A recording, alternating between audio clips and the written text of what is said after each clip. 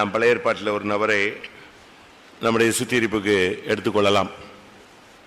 2 Samuel 3 அதிகாரம் 3 வசனம். நாபாலின் மனைவியாயிருந்த கர்மேல் ஊராளான அபிகாயிடத்திலே பிறந்த கீலேயாப் அவனுடைய 2ஆம் குமாரன் 3ஆம் குமாரன் கேசூரின் ராஜாவான தல்மாய் குமாரத்தியாகிய மாக்கால் பெற்ற அப்சலோம் என்பவன். இந்த தாவீதினுடைய 3ஆம் குமாரனாகிய அப்சலோமை பற்றி நாம் இன்றைக்கு சிந்திக்க போகிறோம். அப்சலோம் அப்படின்னு சொன்னா அப்படின்னா பிதான்னு அர்த்தம். சலோம் அப்படின்னா சமாதானம் அர்த்தம். சமாதானத்தின் பிதா, இல்லாவிட்டால் பிதா சமாதானம் உள்ளவர். இதுதான் அவங்க அப்பா அவனுக்கு வச்ச பேர். பிதாவை போல நீ சமாதானமாயிருப்பாய். ஆனா இவனுடைய வாழ்க்கையை நாம் பார்க்கும்போது இவன் ஒரு அந்நியன். அதனால தான் நான் அதை வாசிக்க சொன்னேன். கேசூரின் ராஜாவான தல்மாய் குமாரத்தியாகிய மாக்காள் பெற்ற அப்சலோம் கேசூரின் ராஜா. இவன் ஒரு அந்நிய ராஜா, ஒரு அந்நியனான மனுஷன். ஆனா தாவீது இந்த மாக்காளை கட்டியிருந்தான, விவாகம் பண்ணிட்டான். ஆனா அப்படினால யாருக்கு இந்த வாய்ப்பு கிடைச்சது? அப்சலோமுக்கு ராஜகுமாரனுங்கிற ஒரு வாய்ப்பு கிடைச்சது. அதான் உண்மை. கர்த்தரவனை கனம் பண்ணினார். ஒரு அந்நிய பெண்ணுக்கு வாழ்க்கை கிடைத்த போது இவனுக்கு எது கிடைச்சது? ராஜகுமாரன்கிற ஒரு ஸ்தானம் கிடைத்தது. இந்த ரட்சிப்புக்கு நாம் அந்நியர்கள், காணியாட்சிக்கு புறம்பானவர்கள்.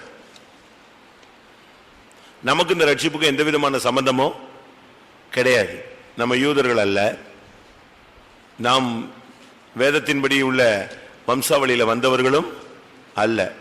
ஆனால் நாம் அந்நியர்கள். புதிய ஏற்பாட்டில் இயேசுவின் இரத்தத்தினால நம்மை கிருபையினால் மீட்டு நம்மை சுதந்திரவாளிகளாக, ராஜகுமாரர்களாக, ராஜகுமாரத்திகளாக கர்த்தர் நம்மை மாற்றி இருக்கிறார். அதான் உண்மை. அதனால நாம் இப்பொழுது நாம் யாரு கிடையாது, அந்நியர்கள் இல்லை. எபேசியர் 2ஆம் அதிகாரத்தின்படி பார்க்கும்போது, இனி நீங்கள் அந்நியரும் பரதேசிகளுமாய் இராமல் 2:19. ஆகையால் நீங்கள் இனி அந்நியரும் பரதேசிகளுமாய் இராமல் பரிசுத்தவான்களோட ஒரே நகரத்தாரும் தேவனுடைய வீட்டாருமாய் இருந்து. பாத்தீங்களா, நம்ம எங்கேயோ கிடந்த ஒரு ஆள்க, கண்டிக்கப்படத்தக்கவர்கள், குற்றவாளிகள், புறம்பாக்கப்பட்டவர்கள். ஆனா இயேசுவின் ரத்தம், அவருடைய சிலுவை மரணம், அவருடைய ஜீவன் நம்மை தேடி வந்து இந்த கடைசி காலங்களில நம்மை ரட்சித்திருக்கிறது. அதான உண்மை. உண்மை அதுதானே, அதுதான் சத்தியம், அதுதான். இப்படி அந்நியனா இருந்த ஒரு மனுஷன், ஆனா இவனுடைய வாழ்க்கையில இவன் ஒரு மேன்மையான ஸ்தானத்துக்கு வரும்படியாக கர்த்தர் இவனை ஏற்படுத்தி இருந்தார். இந்த வசனத்தின்படி நீங்க பாத்தீங்கன்னா, முந்தின வசனத்துல அம்னோன் முதல் பிறந்தவன், அவன் புத்தி சரியில்லை. அதனால கர்த்தர் அவனை நெஞ்சிட்டாரு, கொல்றதுக்கு சான்ஸ் கொடுத்துட்டாரு. 2வது கிலேயாப், அவன் எதுலையுமே தீவிரம் காட்டாத ஆளு. அவன் பாட்டுக்கு சாப்பிடுவான், தூங்குவான். ராஜகுமாரன் அவ்வளவுதான். அவன் யுத்தம், சிங்காசனம், அப்படிப்பட்ட தாட்லயே அவனுக்கு சுத்தமா கிடையாது. ஏதோ சோறு கிடைச்சா போதும், குடும்பம் நடத்தினா போதுங்கிற லெவல்ல இருந்தவன்.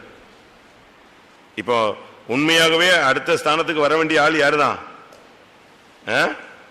அப்சலோம். அதனாலதான் அப்சலோம் விஷயத்துல தாவீது தன்னையே துரத்திட்டு அவன் ராஜ்யபாரத்தை எடுத்துக்கொண்ட போது கூட, யுத்தத்துக்கு நிற்கும் போது கூட யோவாபையும் மற்றவங்களையும் பார்த்து தாவீது சொன்ன வார்த்தை என்ன? பிள்ளையானனை எப்படி நினைச்சீங்க, மெதுவாய் நடத்து, அவனை தீவிரப்படுத்தி டென்ஷன் ஆக்கி அடிச்சு ஏதாவது பண்ணிடாதீங்க அப்படி சொல்றான். அம்னோன் செத்து போனான்னு போது பயங்கர கோபம் வந்துச்சு தாவீதுக்கு. அப்சலோமை விரட்டினான், ஆனா துக்கப்படல. சரி, அம்னோன் செத்துட்டான், செஞ்ச தப்புக்கு செஞ்சானா, சாவானா, சரி போ அப்படின்ட்டு போயிட்டான். ஆனா அப்சலோம் செத்ததுக்கு அவன் என்ன செஞ்சான்? அழுதான் அழுதான் அழுதான் அழுதான். அவனால கண்ட்ரோலே பண்ண முடியல. ஏன்னா அவனுடைய நம்பிக்கை நட்சத்திரமே யாருதான்? அப்சலோம் தான். ஏன்னா அப்சலோம் சும்மா ஆளை பார்த்தீங்கன்னா பயங்கர அழகா இருப்பான். அதனால இவனுக்கு அவன் மேல பிரியம், அவனை சிங்காசனத்தில் கொண்டு வரணுங்கிற ஒரு சிந்தையும் இருந்துச்சு, உள்ளுக்குள்ள இருக்கு. வாக்கு பண்ணிட்டு இன்னொரு ஆளுக்கா இருந்தாலும் அப்சலோம் மேல அவனுக்கு என்ன இருந்துச்சு? ஒரு பெரிய நோக்கம் இருந்துச்சு. அவன் செத்துட்டான்னு உடனே அப்படியே விழுந்துட்டான் கீழே, அழுதான். என் மகனே, நீ செத்துருக்க கூடாது. யார் செத்துருக்கணும்? நான் செத்துருக்கணும். நான் தான் சாக வேண்டிய ஆளு. அநியாயமா நீ செத்துட்டியே. அவன் அலறான்.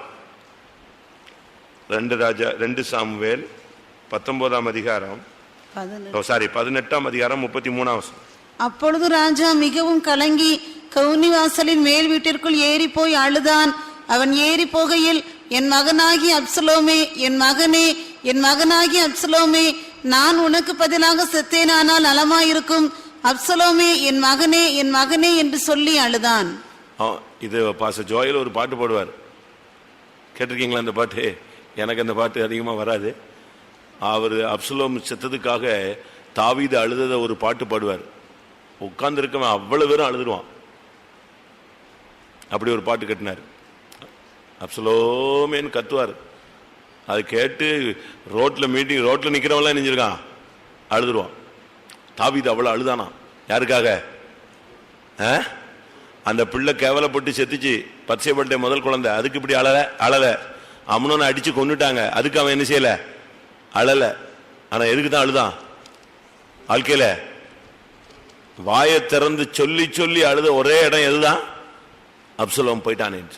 அவன் சொல்றான், நான் செத்துருக்கணும்பா, நீ ஏன்டா சாவற? நீ இருந்து அரசாட்சியில் இருந்து ஆளுகை செஞ்சுட்டு போ, நான் வயசு காலத்தில் நான் செத்துருக்கலாமே. அந்த அளவு அப்சலோமை குறித்து தேவனுக்கும் ராஜாவுக்கும் ஒரு நோக்கம் இருந்தது. ஆனா அந்த நோக்கத்தை மண்ணலி போட்டான். அதுக்கு காரணம் என்ன? அதான் நான் இப்ப இன்னைக்கு சொல்ல போறேன். முதலாவது, ஏதோ ஒரு அசம்பாவிதங்கள், தவறுகள், சில சம்பவங்கள் நம்முடைய வாழ்க்கையில அனுமதிக்கப்பட்டா அதையே நினைச்சு, அதையே சிந்திச்சு, அதையே வச்சு நம்முடைய வாழ்க்கையை நம்ம என்ன செய்யக்கூடாது? கெடுக்க கூடாது. பிள்ளைகள் மத்தியிலேயோ, நம்முடைய ஊழியத்தின் மத்தியிலேயோ, பரிசுத்தவான்கள் மத்தியிலேயோ, சபை மத்தியிலேயோ, உங்க மனைவி விஷயமோ, புருஷ விஷயமோ, பிள்ளைகள் விஷயமோ, உங்க பெற்றோர் விஷயமோ, சபையில ஏதோ ஒரு விசுவாசியோ, ஏதோ ஒரு ஊழியக்காரனோ, ஏதாவது ஒரு நடக்கக்கூடாத ஒரு சம்பவம் நடந்துருச்சு, அதை பார்த்துட்டீங்க, கேட்டுட்டீங்க, அதுல உங்களை சம்மந்தப்படுத்திட்டாங்க அப்படின்னா நீங்க அதையே சிந்திச்சு டிப்ரெஸ்ட் ஆகி சோறு சாப்பிடாம தூங்காம வியாதியஸ்தரா மாறிடக்கூடாது. இல்ல அதையே நினைச்சு வைராக்கியத்தையும் கோபத்தையும் வளைத்து பகையையும் கொடூரங்களையும் வளர்த்து தேவசமூகத்தை விட்டு ஓடிடக்கூடாது. இல்ல அதையே உள்ள வச்சுக்கிட்டு இந்த சபையில ஒரு ஐக்கியம் இல்லாம, அன்பு இல்லாம, சான்ஸ் கிடைச்சா யாரை என்ன பண்ணலாம், இந்த தாட்லயும் சபைக்குள்ள இருக்கக்கூடாது. நல்லா புரிஞ்சுக்கோங்க. நானும் சரிதான், நீங்களும் சரிதான். ஏதோ ஒரு சம்பவம் பிசாசு நமக்குள்ள கொண்டு வந்துட்டான், சபைக்குள்ள கொண்டு வந்துட்டான், ஜனங்களுக்குள்ள கொண்டு வந்துட்டான். ஆனா நீங்க அது நிமித்தம் எடறி போய் பின்வாங்கி போய் ஊழிய வேண்டாம், ஜீவிய வேண்டாம், சபை வேண்டாம், ஐக்கியம் வேண்டாம் அப்படின்ட்டு நீங்க ஒரு அது நிமித்தமாவே குழம்பிக்கிட்டே இருக்கக்கூடாது. அப்சலோமுடைய வீழ்ச்சிக்கு முதல் காரணமே அதுதான். நமக்கு எல்லாருக்கும் தெரியும், பைபிள் படிச்சவங்க அவ்வளவு பேருக்கும் தெரியும். அவனுடைய சகோதரிக்கு ஒரு கேடான ஒரு சம்பவம் நடந்துருச்சு அம்னோன் மூலமாக. அத இவனால என்ன செய்ய முடியல? ஜீரணிக்கவே முடியல. அது எப்படி எப்படி எப்படி எப்படி ஆனா வெளியே பாத்தீங்கன்னா சோத்திரம் சோத்திரம் சோத்திரம் இருப்பான். அவன் அவட்ட ரொம்ப என்ன இப்ப என்ன ஆச்சு, இப்படி ஆயிடுச்சா, சரி சரி சரி நீ விட்டுரு, நீ போ அப்படின்ட்டு அவளை அனுப்பிட்டு இவன் மைண்ட்ல ஏதோ ஏத்திட்டான், ஸ்டோர் பண்ணிட்டான். என்னைக்கு சான்ஸ் கிடைக்குது கொன்றணும். அதான் அவனுடைய 2 சாமுவேல் 13 அந்த சம்பவம் நடக்கிறது நமக்கு எல்லாருக்கும் தெரியும். அதுக்குள்ள நம்ம போக வேண்டாம். ஆனா இவன் அதை கேட்டு அது மண்டையில ஏறிச்சவன். அதனால அவனால அதை என்ன செய்ய முடியல, ஜீரணிக்கவே முடியல. 20ஆம் வசனம். அப்பொழுது அவள் சகோதரனாகிய அப்சலோம் அவளை பார்த்து, உன் சகோதரனாகிய அம்னோன் உன்னோடு இருந்தானோ? இப்போதும் என் சகோதரியே, நீ மௌனமாயிரு, அவன் உன்னுடைய சகோதரன், இந்த காரியத்தை உன் மனதிலே வைக்காதே என்றான். அப்படியே தாமார் தன் சகோதரனாகிய அப்சலோமின் வீட்டில் தனித்து கிளேசப்பட்டு கொண்டிருந்தாள். 22. அப்சலோம் அம்னோனோடே நன்மையாகிலும் தீமையாகிலும் பேசவில்லை.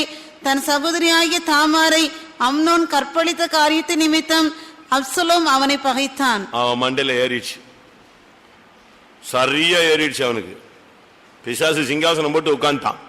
அந்த சம்பவம் அவனுக்கு மைண்ட்ல எரிஞ்சிட்டே இருந்துச்சு, ஓடிட்டே இருந்துச்சு. ஆனா பர்டிகுலர் பார்ட்டிட்ட என்ன செய்யல, அம்னுன்ட்ட ஒரு வார்த்தை பேசல. இவன்ட்ட என்னடா பேச்சு, பாத்துக்கலாம். ஆனா மைண்ட்ல என்ன இருக்கு, எப்போ சான்ஸ் கிடைக்கும், எப்போ சான்ஸ் கிடைக்கும். ஆனா சகோதரிட்ட அழகா சொல்றான், என் சகோதரியே நீ மௌனமாயிரு, அவன் உன்னுடைய சகோதரன், இந்த காரியத்தை நீ நெஞ்சிடாத, மனசுல வைக்காதன்னு சொல்லிட்டு யார் மனசுல வச்சுட்டான்? புரியுதா உங்களுக்கு எல்லாம்? நான் என்ன கெட்ட வார்த்தை பேசுறேன்னு நினைச்சிட்டு அப்படியே தலையை குனிஞ்சிட்டு அப்படியே மோஸ்ட் ஹோலினஸ் மாதிரி தலையை கவுந்துக்க கூடாது. ஒவ்வொரு மனுஷனுடைய வாழ்க்கையிலும் சில தேவையற்ற காரியங்கள் என்ன செய்கிறது, அனுமதிக்கப்படுகிறது. அப்படிப்பட்ட சூழ்நிலையில இவன் அழகா அவளை டேக்கிள் பண்றான். உன் மனசுல ஒண்ணு வைக்காத, அவன் நம்ம சகோதரன் தான், ஒண்ணு மனசுல வைக்காத, நீ அதை கண்டுக்காத, நான் பார்த்து அப்படி விட்டுட்டு மற்றவனுக்கு உபதேசம் ஸ்ட்ராங்கா பண்ணிட்டான். ஆனா இவன் மைண்ட்ல எது ஏறிடுச்சு, பரவாயில்ல உனக்கு வாய்ப்பு கிடைக்கும் போது உன்னை எண்ணிஞ்சிருவேன்.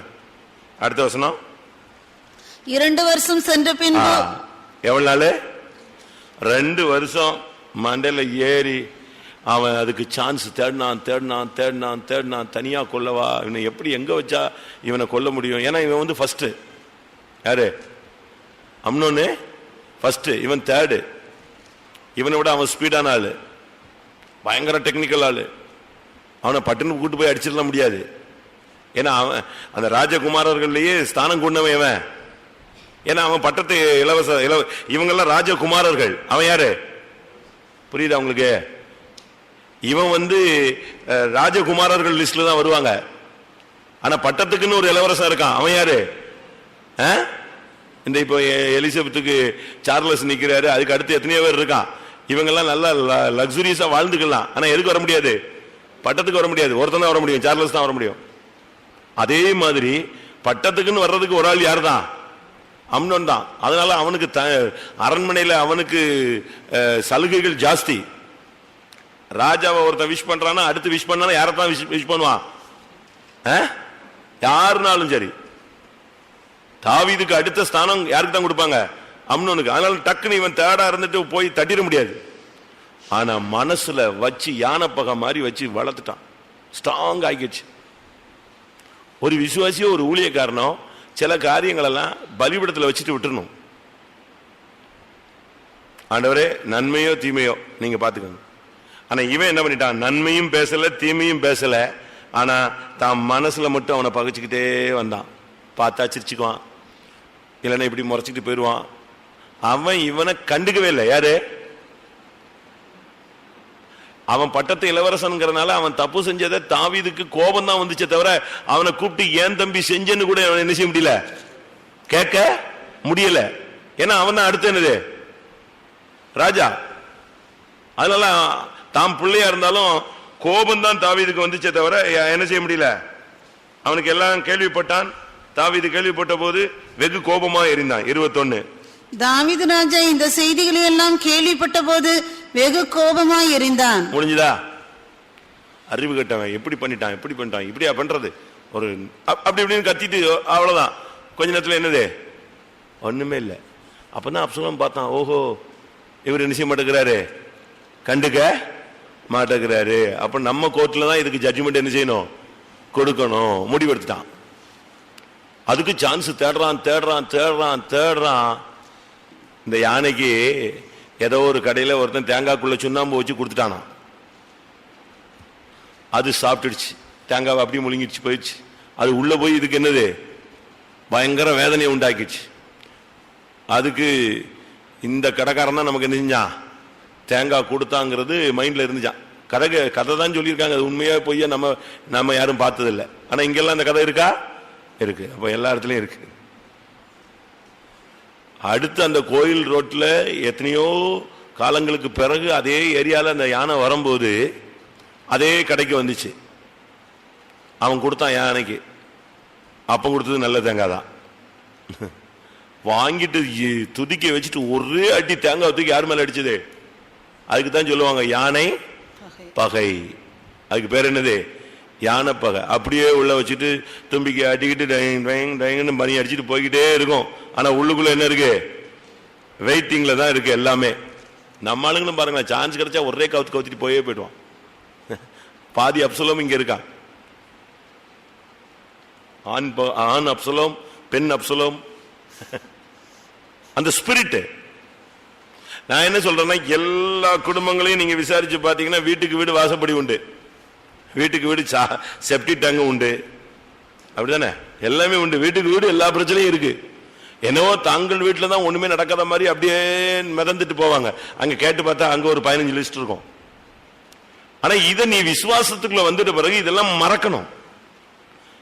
ஆண்டுடைய சமூகத்துல வச்சு வச்சு வச்சு கர்த்தாவே எனக்கு மறக்கிறது கிருபை தாங்க, இதை நான் பலிபீடத்துல வைக்கிறேன், இந்த வெறுப்பு என்னை விட்டு என்ன செய்யட்டும், வெளியே போகட்டும்.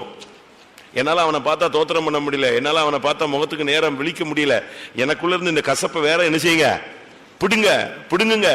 இத்தனை சுத்திரி போட்ட தாண்டியாச்சு, இன்னும் பிடுங்கலையா? வெட்டி வெட்டி விட்டுட்டு வந்தா எங்க பிடுங்க முடியும்? அழகா ட்ரிம் பண்ணி விடுறாங்க. இந்த செடியெல்லாம் அழகா வெட்டி விடுவாங்க. அதே மாதிரி வெட்டி வெட்டி காத்த ஒவ்வொரு சுத்திரி போட்டலையும் வெட்டி விடுறோம். அது அடுத்தது என்ன செய்யுது? வெவ்வேறு டிசைன்ல முளைக்குது.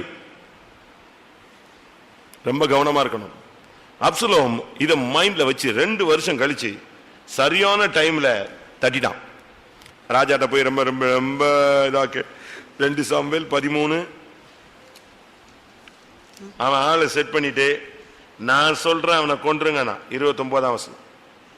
அப்சலோம் கற்பித்தபடியே அப்சலோமின் வேலைக்காரர் அம்னோனுக்கு செய்தார்கள். அப்பொழுது ராஜா கொன்னுட்டான்.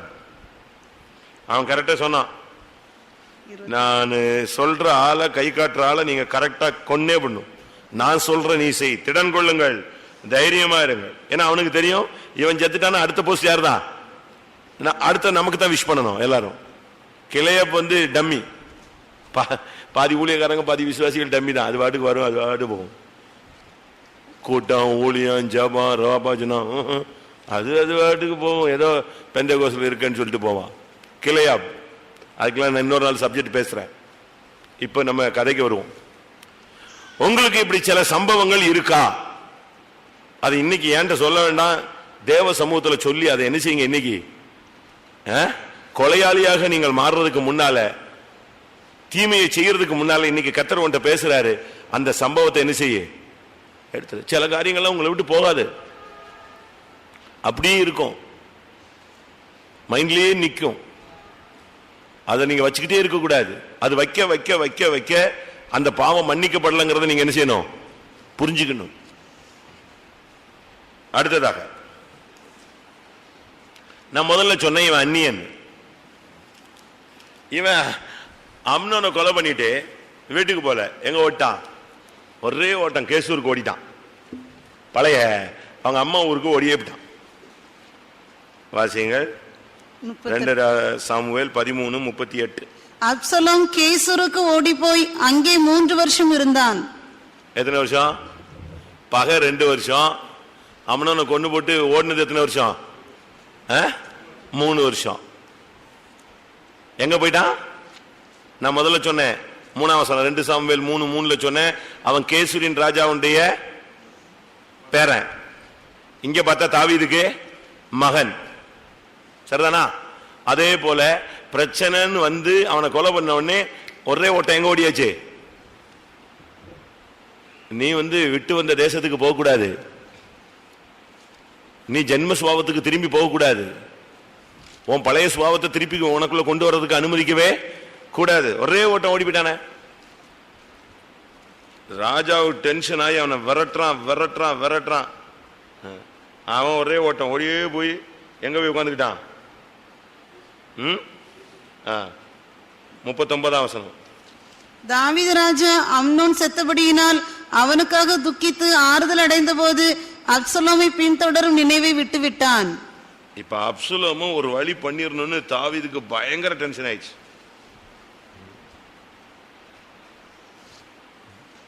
இதுக்காக அவன் துக்கப்பட்டது எவ்வளவு தெரியுமா? அம்னோனுக்காக 31ஆம் வசனம்.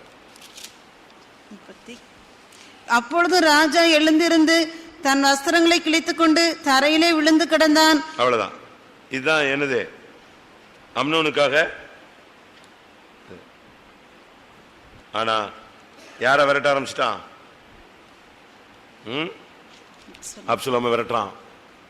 அப்சலோம் பார்த்தான், என்ன எங்க விரட்டுறது, நான் எங்க போயிருவேன், நான் ஓடி போய் நான் செட்டில் ஆயிட்டான் பேசாம. இன்னைக்கு நம்முடைய ஆவிக்குரிய ஜீவியத்தில் சில சம்பவங்கள் அனுமதிக்கப்படும் போது இது கர்த்தரை நடத்துற பாதைன்னு சொல்லி என்ன செய்யணும்? பேசாம இருக்கணும். சில நேரம் தூஷிப்பாங்க, சில நேரம் அவமானமா பேசுவாங்க, அசிங்கமா சொல்லுவாங்க. சீமையை ரத்தப்பிரியனே தொலைஞ்சு போன்னு கல்லை மண்ணை அள்ளி போட்டான். அபிஷாயி சொன்னா, இந்த செத்த நாய் ராஜாவை தூசிக்கிறான், ஒரே வெட்டில தலையை எடுத்துட்டுமான். அப்ப தாவீது சொன்னா, இல்லப்பா, இது நான் நிந்தைகள் அவமானங்களை சுமக்க வேண்டிய நேரம். என்னைய போய் ஏசுன்னு சொல்லி யார் அனுப்பியிருக்கா? கர்த்தர் அவனை அனுப்பியிருக்கிறாரு. அவனை போய் நீ அடிக்க போற? ஆண்டவர் அனுப்பினால ஒன்றும் பண்ணாத, ஏசட்டும், எவ்வளவு நாளும் ஏசட்டும், கேட்க வேண்டிய காலம் கேட்டுக்கலான்டான். அதனால அப்சலோம், நம்முடைய சப்ஜெக்ட் அப்சலோம் தான். ஒரு சம்பவம் இருக்கும்போது வெளியே பார்த்தா தோத்திரம் பண்றது. அவன் தாமாற்ற சொல்றான், அதெல்லாம் ஒண்ணு மனசுல வைக்காத, அவன் நம்முடைய சகோதரன். அழகா சொல்லிட்டிய, உனக்கு அவன் சகோதரன் இல்லையா? சொல்லுங்க. தாமாருக்கு அம்னோன் சகோதரனா, அப்சலோமுக்கு அம்னோன் யாரு? சகோதரன் தானே. ஏன் அவனை மதிக்க? அந்த அவளுக்கு போய் சொன்னிய மனசுல வைக்காதன்னு, உனக்கு மனசுல உன் மனசுல வைக்காம இருந்திருக்கணும்ல. இவன் மனசுல வச்சு பகைய வளர்த்து சான்ஸ் கிடைக்கும் போது அவனை கொன்னேட்டான். தன் சகோதரனை பகைக்கிறவன், சொல்லுங்க, மனுஷ கொலைபாதகன். இந்த ராபோஜனம் கொடுக்கும்போது பாருங்க, இந்த சரியா ஒப்புரவாகாத டீம் எல்லாம் இவன் இந்த வரிசையில இருந்தா அவன் அந்த வரிசையில போய் உட்காந்துக்குவான். பாத்துக்கீங்களா? ராபோஜனத்திலேயே இவர் இந்த லைன்ல இருந்தா அவன் என்ன செய்வான்? அப்படியே பாப்பா சோத்திரம் சோத்திரம், இவன் இங்க உட்காந்து டப்புன்னு அந்த சைடு போயிடும். இன்னும் ஒரு சில டீம் இருக்கு, அப்படி கப்பை கொடுத்துட்டு கப்பை தொடச்சிட்டு குடிக்கிற டீம் இருக்கு. என்ன பண்றது? அது ஒரு ஸ்டைல். ஸ்டைல் இல்ல, பின்மாற்றத்தின் ஆவி. ஸ்டைல் என்ன? இன்னொரு டீம் இருக்கு, அப்படியே கப்பை திருப்பிடுறான், டமால் நம்ம கையில இருந்து திருப்பிடுறான். இந்த சைடு கொடுத்துட்டு இருந்தா அவன் இப்படிமா சடார்னு. இதெல்லாம் அங்கேயே தெரிஞ்சுக்கோ, இதெல்லாம் வெட்டுற கேஸ், இதெல்லாம் வண்டி என்னது ரிவர்ஸ்ல போற டீம்னு ரொம்ப கவனமா இருக்கணும். அப்சலோமின் ஆவிக்கு இடம் கூடாதிருங்கள். மற்றவங்களுக்கு எல்லாம் உபதேசம் பண்ணிட்டு மனசுல வைக்காதுன்னு சொல்லிட்டு ஓ மனசுல தூக்கி யானை பகை மாதிரி பழைய பகை, பைபிள்ல இருக்கு, அதுக்கெல்லாம் வசனம் இருக்கு. பழைய பகையை, பழைய பகை, இதெல்லாம் உள்ளதுக்கு வச்சுக்கிட்டு எனக்கோ நடந்த சம்பவங்கள் எல்லாம் மனசுல வச்சுக்கிட்டு உங்கள்ட்ட வரக்கூடாது. இப்ப கேசூர்ல போய் 3 வருஷம் கேசூரில் இருந்து விட்டான் அப்படின்னா என்ன அர்த்தம்? மறுபடியும் 3 வருஷம் ஜென்மஸ்வாவத்துக்குள்ள போயிட்டான். ஜென்மஸ்வாவத்துக்குள்ள நீங்க எத்தனை வருஷம் திரும்பி போயிருக்கீங்க? ரட்சிக்கப்பட்ட பின்பு மறுபடியும் ஜென்மஸ்வாவத்துக்கு எத்தனை தடவை இடம் கொடுத்திருக்கீங்கன்னு யோசிச்சு பாருங்க. 2 சாமுவேல் 14:23 திரும்பி வர்றான். பின்பு யோவாப் எழுந்து கேசூருக்கு போய் அப்சலோமை எருசலேமுக்கு அழைத்து கொண்டு வந்தான். அப்சலோம் டிஃபரெண்டான ஆளு, பயங்கரமான ஆளு. அவனுக்கு யோவாப் போய் ஒரு பொண்ணை வச்சு பேசி ராஜாட்ட பஞ்சாயத்து பண்ணி அப்படி இப்படி சொல்லி, ஏன் ராஜா இப்படி அவன் மேல கோவப்படணும், அவன் செஞ்ச தப்புக்கு தானே அவனை அடிச்சான், அப்படி இப்படின்னு கிளியர் பண்ணி இப்போ அவனை கூட்டு வந்துட்டாங்க. எங்க வந்துட்டான்? கேசூர்ல இருந்து எருசலேமுக்கு வந்துட்டான். எருசலேமுக்கு வந்துட்டானே தவிர ராஜா சொல்லிட்டான், என் முகத்தை அவன் பார்க்க கூடாது, ஓடி போய் சொல்லு, அவன் வீட்டுக்கு போய் சொல்லு. அப்சலோம் ராஜாவின் முகத்தை பார்க்காமல் தன் வீட்டுக்கு திரும்பி போனான். 28ஆம் வசனம். அப்சலோம் ராஜாவின் முகத்தை காணாமலே 2 வருஷம் எருசலேமிலே குடியிருந்தான். போதுமா? 3 வருஷம் ஜென்மசுவாவம் போயாச்சு. இப்ப வந்துட்டான். வந்துட்டு கூட எத்தனை வருஷம் யாராவது பார்க்கல? சொந்த தகப்பன 2 வருஷம் பார்க்கலையா? ராஜா வந்த உடனே சொன்னா, என்னை ஒண்ணு அவன் பார்க்க வேண்டாம், போ சொல்லு, அப்படின்னா அப்படித்தான் சொல்லுவாங்க. நீ திருப்பி போய் என்ன செய்யணும்? இல்ல நான் என்ன செஞ்சிட்டேன், தப்பு பண்ணிட்டேன், போ மன்னிப்பு கேளு, தாழ்த்து, 2 வருஷம். இன்னைக்கு நம்ம சபையில எத்தனை பேர் இருக்கிறோம், எத்தனை வருஷமா எந்தெந்த வீடு ஃபங்க்ஷனுக்குலாம் நீங்க போகலன்னு பாருங்க. செத்த கூட போக மாட்டேங்கிறான் விசுவாசி. இவன் எங்க பரலவும் போவான் சொல்லுங்க? எத்தனை ஃபங்க்ஷனுக்கு நீங்க போக மாட்டேங்கிறீங்க? சில வீடுகளுக்கு எத்தனை வருஷம் ஆச்சு? ஒரு சில ஃபங்க்ஷனுக்கு யாரை கூப்பிடுறது இல்ல, குறிக்கப்பட்ட ஆளுங்களை கூப்பிடுறது இல்ல. திருப்பி நீ எப்படி பரலோகத்துக்கு போக முடியும்? அடுத்து சபைக்குள்ள இருக்கிறோம், ஆண்டவரோடு தொடர்பு இல்லாம எத்தனை வருஷம் இருக்கும்? ராஜாவின் முகத்தை பார்க்காமலே எருசலேமில் குடியிருந்தான். பரிசுத்தவான்களை பார்க்காமலே, விசுவாசிகள் வீடு ஐக்கியம் இல்லாமலே, ஏதோ இந்த அது வாட்டுக்கு வரும் அது வாட்டுக்கு போகும். அப்படி அல்ல. ஆவிக்குரிய வாழ்க்கைங்கிறது ராஜாவின் முகத்தை பார்க்கணும். எருசலேமில் குடியிருந்தான் 2 வருஷம். யாரை பார்க்கல? 2 வருஷம் பகை, 3 வருஷம் கேசூருக்கு ஓடி போனது. அடுத்து இங்க எருசலேமில் வந்து 2 வருஷம் என்னது? யார்கிட்ட பேச முடியாது, தாவீதிட்ட பார்க்கவே முடியாது. இப்ப அவனுக்கு ஒரு தூண்டுதல், எப்படியாவது ராஜாவை பார்க்கணும். என்ன பண்ணலாம், என்ன பண்ணலாம், எப்படி பண்ணலாம்? உடனே யோவாவை கூப்பிட்டான். என்னைய கூப்பிட்டு இல்ல, நீ தானே என்னைய கூப்பிட்டு வந்த ஊர்ல இருந்து, நான் வரமாட்டேன்னு சொன்னல, இப்ப என்னைய கூப்பிட்டு வந்துட்டு நீ இப்ப வா என்கிட்ட பேசுனா. யோவா பார்த்தான், பிரச்சனை வேற மாதிரி இருக்கணும்னு நான் வரமாட்டேன்டான். யாரு? ராஜாவின் முகத்தை பார்க்கறதுக்கு ஒப்புரவாகிறதுக்கு இன்னொரு ஆள் தேவையில்லைங்கிற. சாட்சிக்காரன் காலில் விழுறதை விட யாரு காலில் விழுந்துரு சொல்லுங்க, தமிழ் வழக்கு. சண்டைக்காரன் காலில் போய் விழுந்துரு. இவன் யோவாபு கால அனுப்புனான், நீ வா எங்க அப்பாட்ட போய் பேசணும். அவன் சொன்னா, எப்ப நான் வரமாட்டேன்ட்டான்.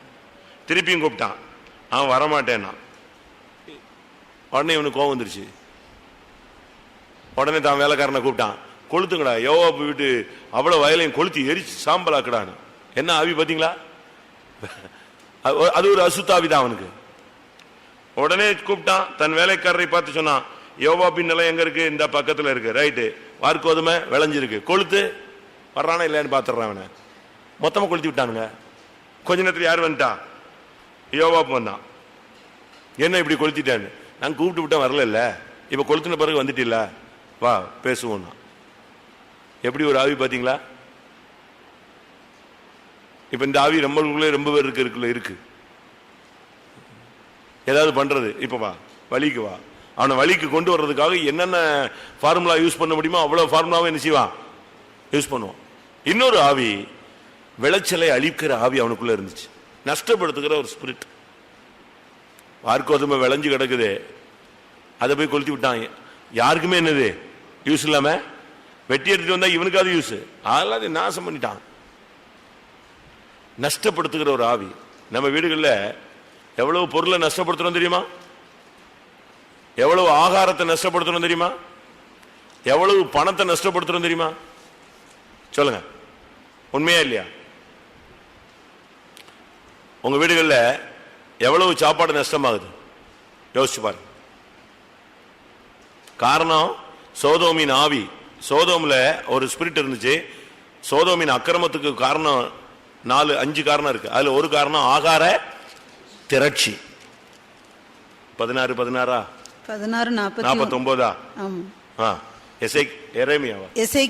எசேக்கியேல் 16:49.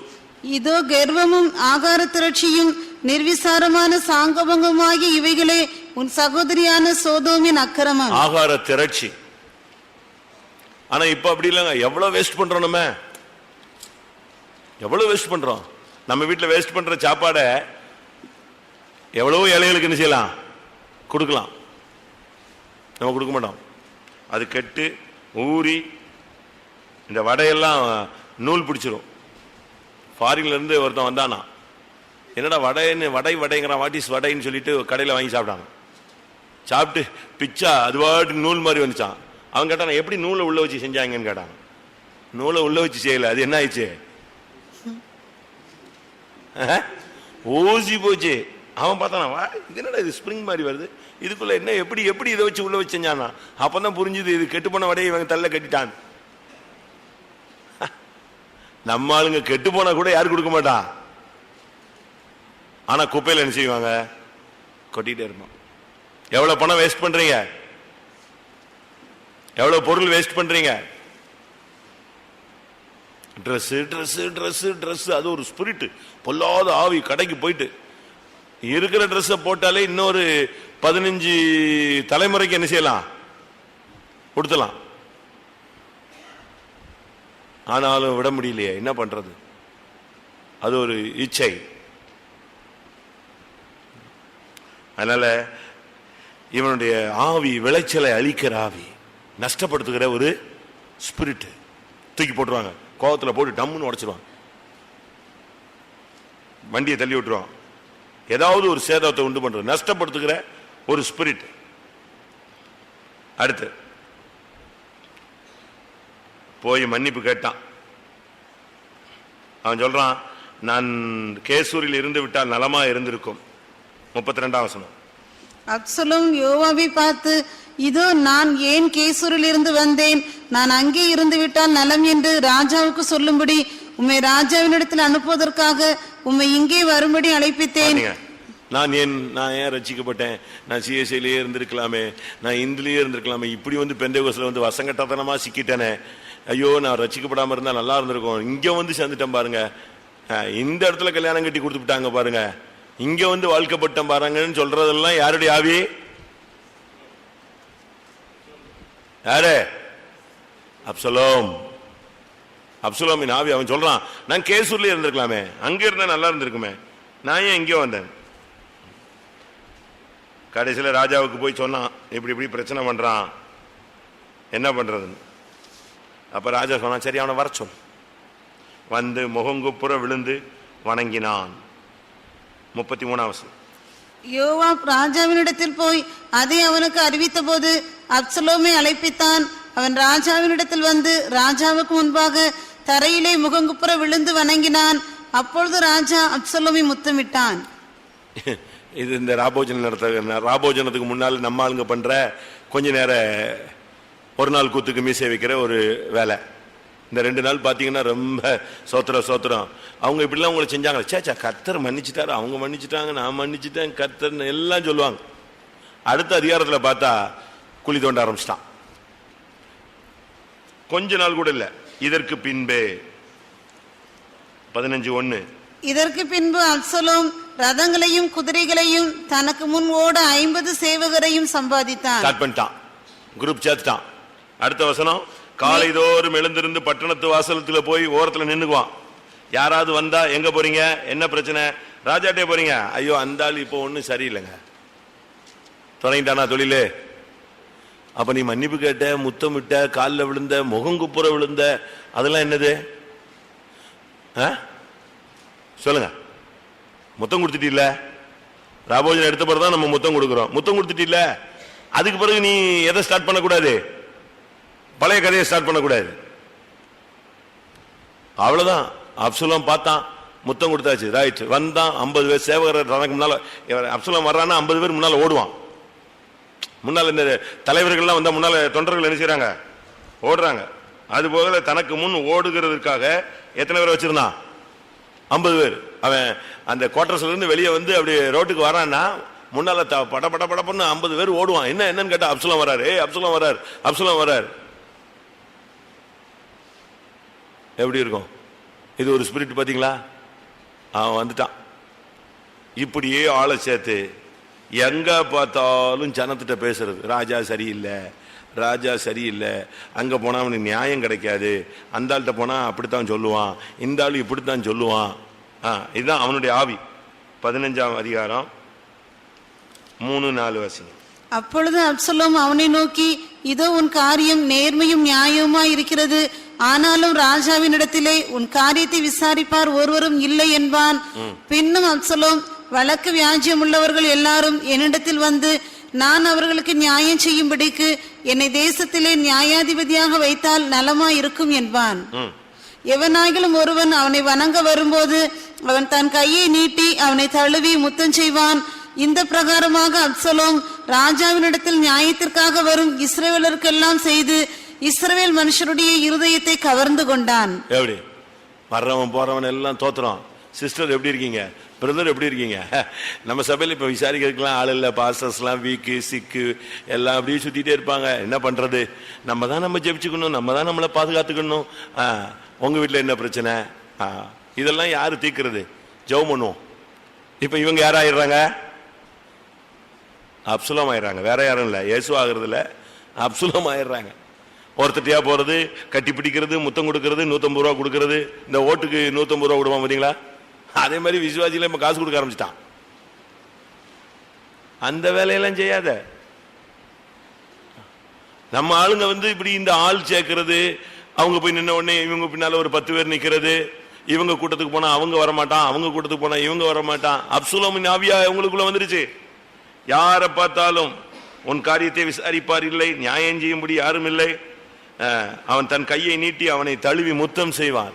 உடனே அவனை கூப்பிட்டு ஒரு முத்தம் கொடுத்து அப்படி எல்லாருக்கும் செய்து தன் எல்லாருடைய இருதயத்தையும் தன் பக்கத்தில் கவர்ந்து. அப்சலோம் நயவசனிப்பின் ஆவி. உன் வார்த்தையில கூட நயவசனிப்பு வரக்கூடாது. வாசிங்க அந்த வசனம். எங்களுடைய பேச்சும் பிரசங்கமும் எப்படி இருக்காது? நயவசனம் உள்ளதா இராது. 1 கொரிந்தியர் 2:5. என் பேச்சும் என் பிரசங்கமும் மனுஷ ஞானத்துக்குரிய நயவசனம் உள்ளதா இராமல். பாருங்க, என் பேச்சும் பிரசங்கமும் என்ன இருக்காது? மனுஷ ஞானத்துக்குரிய நயவசனமே வரக்கூடாது. அப்சலோமின் ஸ்பிரிட்டே நயவசனம் தான். அப்படியே அவனை உயர்த்துறது, அவனை தூக்குறது, அவனை புகழ்றது. மனுஷனை புகழ்ந்து புகழ்ந்தே கெட்டு போயிடாதீங்க. கலாத்தியர் 1 என்ன இருக்கு? நான் மனுஷனை பிரியப்படுத்துறவனா இருந்தால் நான் தேவனுடைய ஊழியக்காரன் இல்லை. 10ஆம் வசனம். இப்பொழுது நான் மனுஷரையா தேவனையா யாரை நாடி போதிக்கிறேன்? மனுஷரையா பிரியப்படுத்த பார்க்கிறேன். நான் இன்னும் மனுஷரை பிரியப்படுத்துகிறவனா இருந்தால் நான் கிறிஸ்துவின் ஊழியக்காரன் அல்லவே. அதனாலதான் எங்க பிரசங்கம் கொஞ்சம் நேரத்துல ஷார்ப்பா வரும். டப்பு டிப்பு டப்பும். இந்த ஆளு எப்பவும் இப்படித்தான் பேசுவான் அப்படிமா.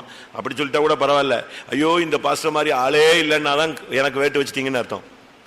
நான் அப்சலோமின் ஸ்பிரிட்டுக்கு வந்துட்டேன்னு அர்த்தம். நயவசனம் தேவையில்லை. கண்டிக்க வேண்டிய இடத்துல கண்டிக்கணும். அன்பு பாராட்ட வேண்டிய இடத்துல என்ன செய்யணும்? அன்பு பாராட்டணும். கரெக்டா செய்யணும். கண்டிக்க வேண்டிய இடம் ஒண்ணு இருக்கு, தண்டிக்க வேண்டிய குற்றங்கள் இருக்கு, சொல்ல வேண்டிய ஆலோசனை இருக்கு. அந்தந்த நேரத்தில் அதை என்ன செய்யணும்? அழகா அப்ளை பண்ணணும். அதை விட்டுட்டு நீங்க சபைக்குள்ள அப்சலோமின் ஸ்பிரிட்டுக்கு நீங்க இடம் கொடுக்கவே கூடாது.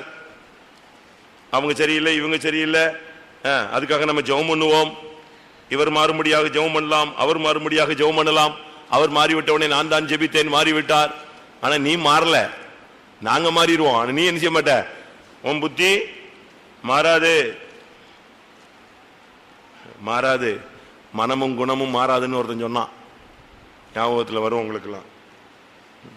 அப்சலோமின் ஆவி நயவசனம் உள்ள ஆவி. இன்னொரு பகுதியில் பாத்தீங்கன்னா 2 சாமுவேல் 14:25-27 வரைக்கும் பாத்தீங்கன்னா அவனை மாதிரி அழகுள்ளவன் ஆளே கிடையாது.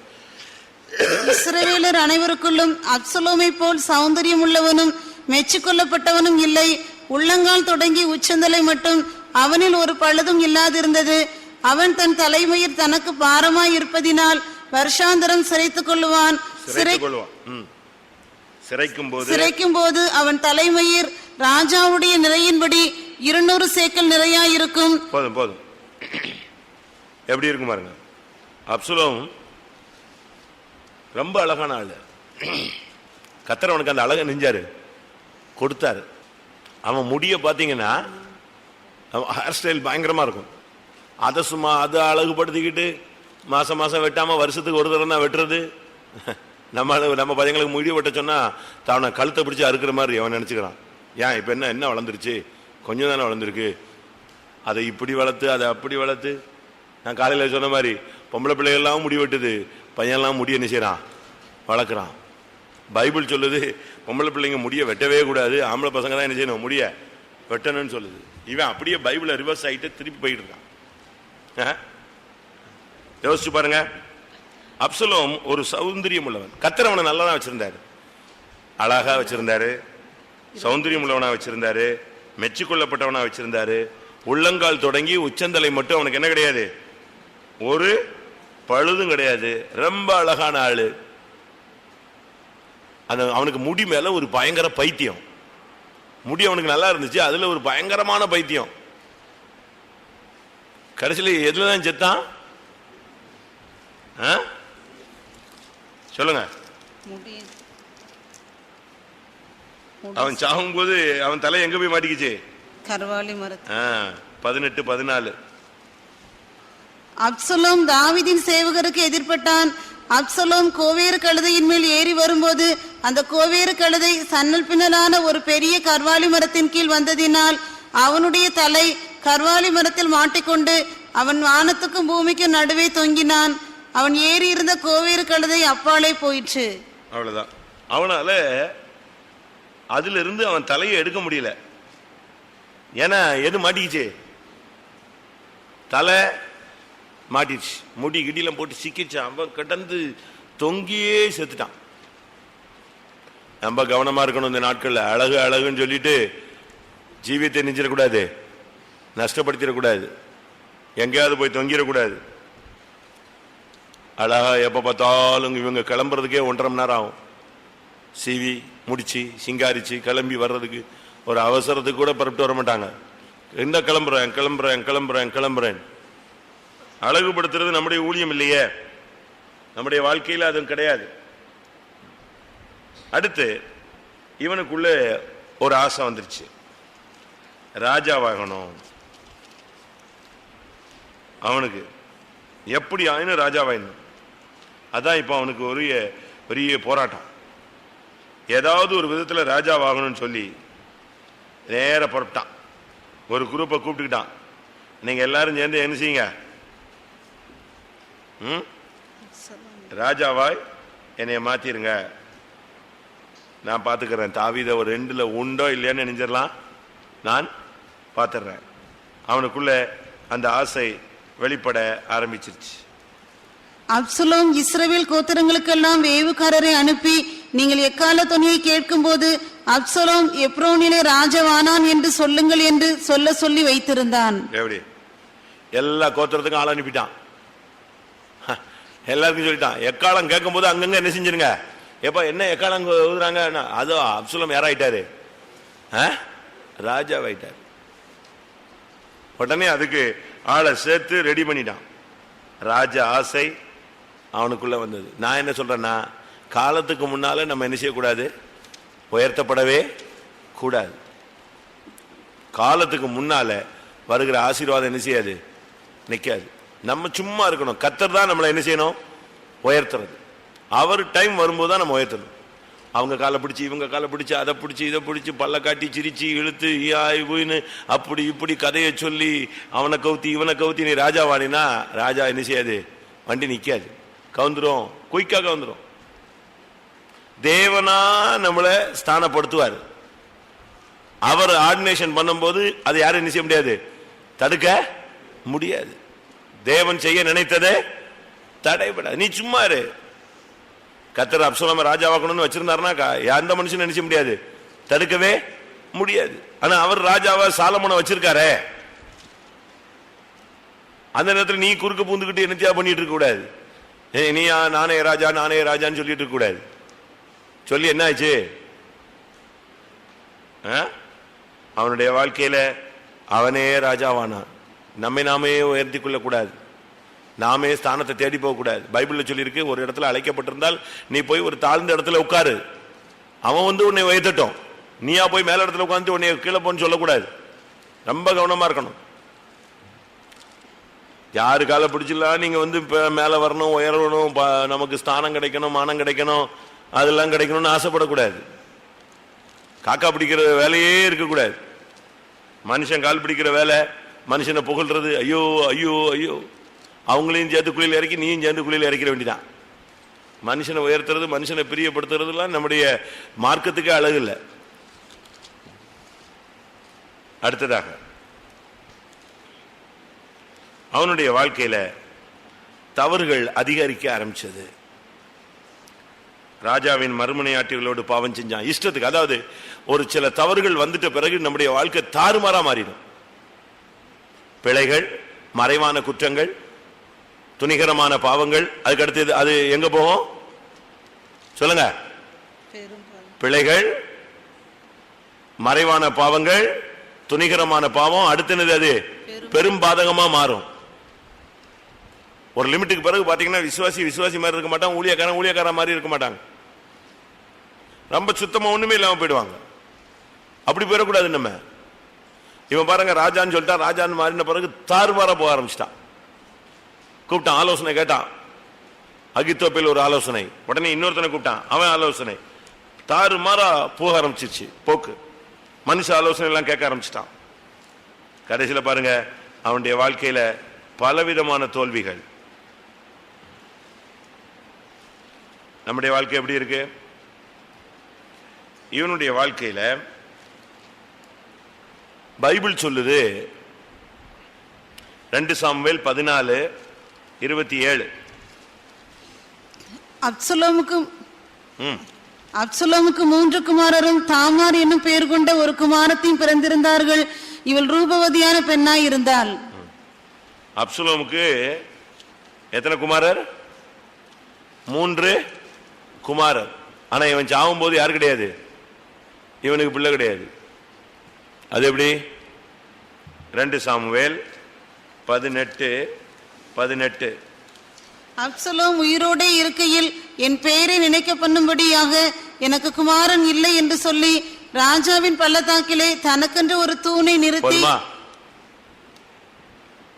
நீ தாறுமாறா ஜீவிச்சா உனக்குள்ள இருக்கிற ஜெயஜீவியம் ஒண்ணு இல்லாம போயிடும். ஆண் குழந்தை ஒண்ணு இல்லாம போயிடும். உனக்கு தேவன் கொடுத்த கிருபை நஷ்டமாயிடும். அவனுக்கு 3 குமாரர்கள். கரெக்டா நான் சொன்ன வசனம்?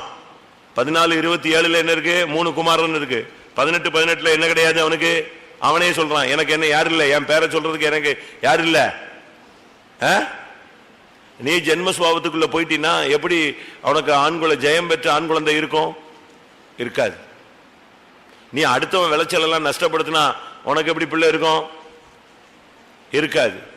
நீயா உன்னை உயர்த்திட்டு ராஜான்னு சொல்லிக்கிட்டேன்னா உனக்கு எப்படி குழந்தை இருக்கும்? இருக்காது. 3 குமாரர்கள் அவனுக்கு இருந்தோம். ஒரு அவன் போஸ்டிங்ல வந்து நான் டாப்பு இப்படின்னு சொல்லிட்டு இருக்க நேரத்தில் யாரு கிடையாது? வாரிசு இல்ல. எப்படி இருக்கும்? உனக்குள்ள இருக்கிற ஆண் குழந்தை சிங்காசனத்துக்கு போகணுமே தவிர உனக்குள்ள இருக்கிற ஆண் குழந்தை என்ன செய்யக்கூடாது? அழிக்கப்படக்கூடாது. ஜெயத்தை நீ நஷ்டப்படுத்திடாத. கர்த்தர் கொடுத்த கிருபை, கர்த்தர் கொடுத்த ஜெயங்களை நீங்க விட்டுறாதீங்க. அப்சலோமுக்கு அருமையான 3 பிள்ளைங்க இருந்தாங்க. ஆனா 3 பிள்ளைகளும் இல்லாமல் போய்விட்டார்கள், அழிஞ்சிருச்சு.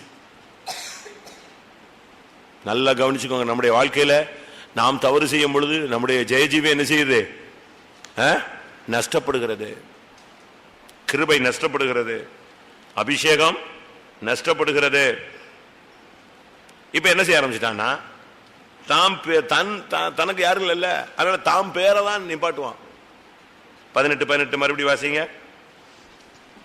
அப்சலோம் உயிரோடு இருக்கையில் என் பெயரை நினைக்க பண்ணும்படியாக எனக்கு குமாரன் இல்லை என்று சொல்லி ராஜாவின் பள்ளத்தாக்கிலே தனக்கென்று ஒரு தூணை நிறுத்தி அந்த தூணுக்கு தன் பெயரை தரித்திருந்தான். இதான் அதுக்கு பேரு அப்சலோமின் அடையாளம். இப்ப தாம் பேர்ல வீடு, தான் பேர்ல எல்லாம், தாம் பெயர் நிலைக்கணுங்கிற ஒரு சிந்தை வந்துருச்சு அவனுக்கு. தான், நான் தான், தான் நான் கட்டின மகா பாபிலோன், நான் தான் கொடுத்தேன், நான் தான் செய்தேன், நான் தான் செய்தேன். நான்கும்போது ஈகோ தலை விரிச்சு ஆடுது. நான் ஒருத்தன் சொல்லும் போது அவனுக்குள்ள இருந்து எவ்வளவோ கலோரி, அத எனர்ஜி என்ன செய்தான்? வீணாகுதுங்கிறான் அந்த வார்த்தைக்கு. நமக்குள்ள பாருங்க, அது நான் தான் செஞ்சேன், இது நான் தான் கொடுத்தேன், அப்படி சொல்லவே கூடாது. நான் சொல்லியிருக்கேன்னு நினைக்கிறேன்.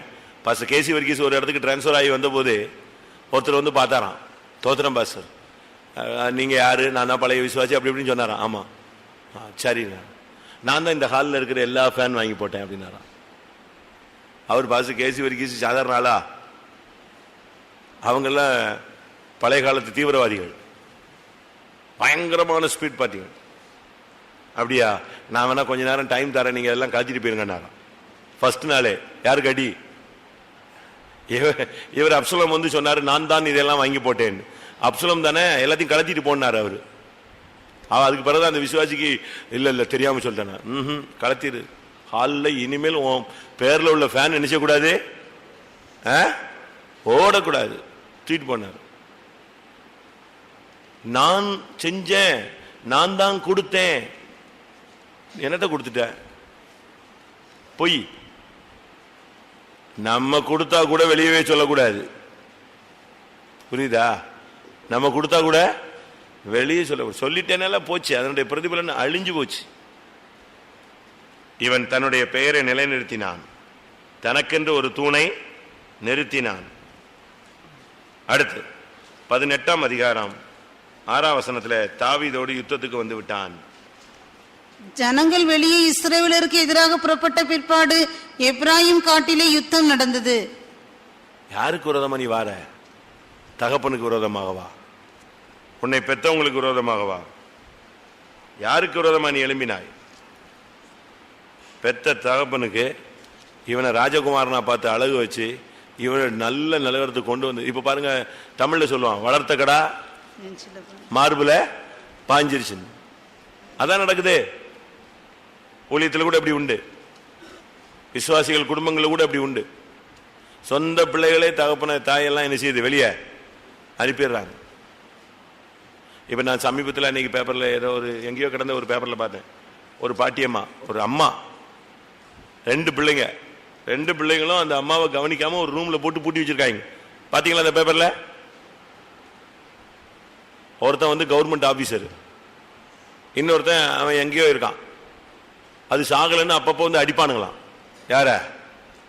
அந்த அம்மாவை. எதுக்கோ ஒரு பேப்பர்ல பார்த்தேன், அந்த அம்மா அப்படி கட்டில பயந்து போய் கிடக்கு, உட்கார்ந்துருக்கு. இப்ப கவர்மெண்ட் அதை மீட்டு அவங்களை கொண்டு போய் எங்க வச்சிருக்கு? ஆர்ஃபனேஜ்ல சேர்த்து வச்சிருக்காங்க. அந்நியன் அல்ல, செஞ்சது யாரு? பெத்த பிள்ளைங்க. நம்ம அப்படி செய்யக்கூடாது. தகப்பனுக்கு விரோதமா, இவன் சொந்த தகப்பனுக்கு விரோதமா எப்ராயிம் காட்டுல வந்து நின்னான். கர்த்தர் பார்த்தாரு, உனக்கு நான் அழகு கொடுத்தேன், உன்னை ராஜகுமாரனா வச்சேன், உனக்கு எல்லா வசதி வாய்ப்பு கொடுத்தேன், நீ ஒரு கொலையாளி, ஆனாலும் மறுபடியும் நான் உன்னை எங்க கொண்டு வந்தேன்? சபைக்குள்ள கொண்டு வந்தேன். நீ ஒரு பகையாளி, பகையை மறைச்சு வச்ச, ஆனாலும் உன்னை மன்னிக்க வச்சேன். மறுபடியும் உனக்கு அரண்மனையில இடம் கொடுத்தேன். ஆனா திரும்பவும் நீ ஏமா அபிஷேகம் பெற்றவனுக்கு விரோதமாகவே எழும்பிட்டியா? முதல்ல அபிஷேகம் பெற்ற விசுவாசிகள், அபிஷேகம் பெற்ற விசுவாசிகளுக்கு விரோதமா என்ன செய்யக்கூடாது? எழும்ப கூடாது. அபிஷேகம் நீ கேளுங்க, அந்த சிஸ்டர் அபிஷேகம் பெற்றாங்களா? ஆமா. ஐயோ, நான் விரோதமா எழும்ப மாட்டேன். அப்படிதான் என்ன செய்யணும்? சொல்லணும். ஏன்னா ஆவியானவர் அவங்க மேல. அப்படி பார்த்தா நம்ம சபை எப்படி ஜொலிக்கும், செழிச்சு போயிடும். இங்க சண்டை போடுறது எவனுக்குள்ளதான் சண்டை போடுறா? அபிஷேகம் தான் சண்டை போடுவானா? போட மாட்டான். அபிஷேகம் இல்லை, சும்மா ஒரு நார்மல் டங்ஸை வச்சுக்கிட்டு இவங்க எல்லாம் அபிஷேகம் பெற்று வேஷம் போட்டிருக்கான். நல்லா கவனிக்கணும். ஆவிக்குரிய ஜீவிதத்தில் வந்த பிறகு அபிஷேகம் பெற்றவனுக்கு விரோதமா எழும்பக்கூடாது. சொந்த தகப்பனுக்கு விரோதமா எழும்பின உடனே கர்த்தர் பார்த்தாரு, சரி இனிமே இவனுக்கு என்னதுதான், இவனுக்கு இனிமே சான்ஸ் கொடுத்து தாவீதை ஓட விட்டு ரோடெல்லாம் அவனை அலைய விட்டு இவன் சிங்காசனத்தில் உட்கார்ந்து இனிமே தாவீதை இவன் விட மாட்டான் தெரிஞ்ச உடனே கர்த்தர் பார்த்தாரு, இதுதான் இவனுக்கு கடைசி நாள். இவ்வளவுக்கும் தாவீது அவனுக்கு பரிந்து பேசுறான். யாருக்கு விரோதமா இவன் போறானோ அவன் இவனுக்கு என்ன செய்யறான்? தன்னுடைய சேவகர்களை பார்த்து சொல்றான், பிள்ளையாண்டான என்ன செய்யுங்கள், மெதுவாய் நடத்துங்கள். அவன் கருவாளி மரத்துல தொங்குறான்னு பார்த்த உடனே ஒருத்தனும் கிட்ட போல. எதுக்காக? எதுக்காக? தாவீது சொல்லியிருக்கான். அப்ப யோவாப் சொல்றான், எங்கடா தொங்குறான், அவனை அடிச்சு கொள்ளுங்கடான்னு. ராஜா சொல்லியிருக்கிறாரு, பிள்ளையாண்டனை எப்படி நடத்த சொல்லியிருக்காரு? மெதுவா நடத்து, நான் தொடவே மாட்டேங்கிறான். அப்பதான் யோவாப் சொன்னான், நான் வர்றேன். வந்து சுத்தி நின்று அடிச்சாங்க பாருங்க, அவனை நாய் அடிச்ச மாதிரி அடிச்சான். தகப்பனுக்கு விரோதமா எழும்பக்கூடாது, தாய்க்கு விரோதமா எழும்பக்கூடாது, பெத்த தாய் தகப்பனுக்கு விரோதமா எழும்பக்கூடாது. அப்படிலாம் நீங்க எழும்புனா நீங்க முடிவு எப்படி இருக்குன்னு பாருங்க. அதுக்கு பாஸ்டர் டிவி அழகா பேசுவார், ஜட்ஜ்மெண்ட் எப்படி வருதுன்னு சொல்லி. தாவீது ஒளிப்படத்தில் செஞ்சான், கர்த்தர் அவனுக்கு நியாயம் இருக்கும்படியா எப்படி செஞ்சாரா? வெளியரங்கமா அந்த அப்சலோம பாவம் செய்ய வச்சு தாவீதுக்கு கூனி குறுகி போக பண்ணார். அப்சலோம் 10 மறுமனையாட்டுகளை தப்பு செஞ்சதுனால 10 பேரை வச்சு அடிச்சு அவனை நாய் மாதிரி அடிச்சு சாவடிக்க வச்சாருன்னு சொல்லுவார். ஜட்ஜ்மெண்ட் வந்து கரெக்டா ஈக்குவல் ஆகி போச்சுன்னு சொல்லுவார்.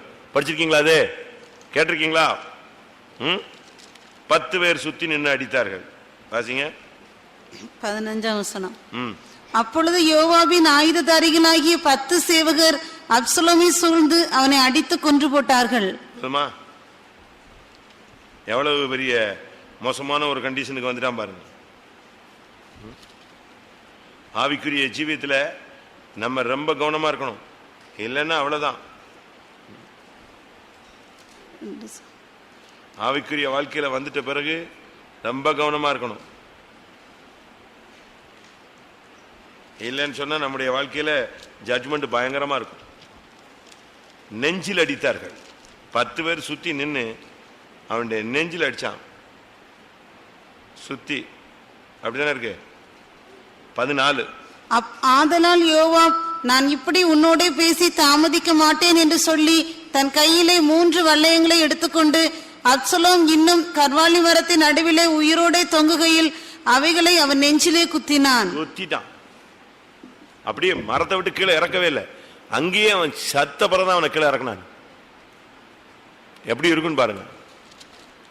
நம்ம செய்யற தவறு நம்ம எப்படியாவது நியாயம் தீர்க்க வைக்கும். அதனால நாம் இந்த நாட்கள்ல ரொம்ப கவனமா இருக்கணும். ஆவிக்குரிய வாழ்க்கையில வந்த பிறகு நம்ம கவனம் இல்லாம போயிடக்கூடாது. 2 சாமுவேல் 18:32.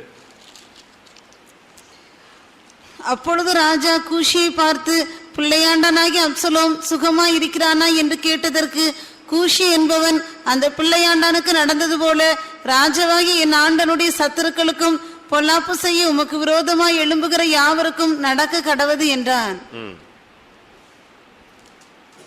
பொல்லாப்பு செய்ய விரோதம் கொண்ட எல்லாருக்கும் இப்படி நடக்கும். 2 சாமுவேல் 15:16 10 ஸ்திரீகள்னு இருக்கும். அப்படியே ராஜாவும் அவனுடைய வீட்டார் எல்லாரும் கால்நடையாய் புறப்பட்டார்கள். வீட்டை காக்க ராஜா மறுமனையாட்டிகளாகிய 10 ஸ்திரீகளை பின்வைத்தான்.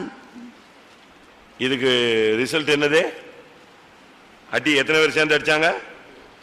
10 பேரு சேர்ந்து அடிச்சாங்க. அடித்தே கொண்டுட்டானுங்க 10 பேர். 10 பேர்த்த பாவம் செஞ்சதுக்கு எத்தனை அடி? 10 பேர் சுத்தி நின்று அடிச்சான். நம்ம செய்யற தப்பு அப்படித்தான் வரும்.